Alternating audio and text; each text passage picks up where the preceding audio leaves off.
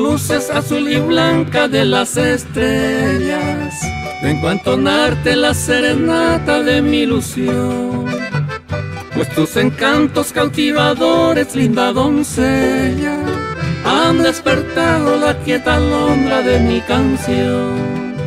Por ti la noche sube a la cumbre de mis anhelos, y en roja aurora se torna ufana la oscuridad. Por ti hay fiesta de mil colores sobre tus sueños, y en mi guitarra danzan en trinos mi sed de amar.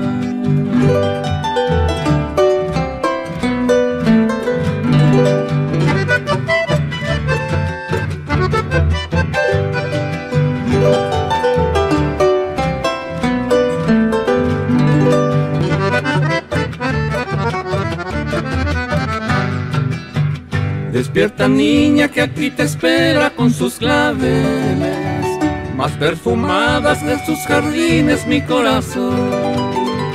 También del campo traigo a ofrendarte las rubias mieles, hecho poemas en el encaje del diapasón.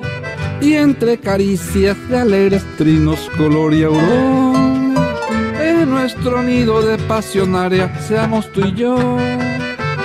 Como el rocío tenue que tiembla sobre la rosa, con la esperanza de ser la vida que anuncia el sol.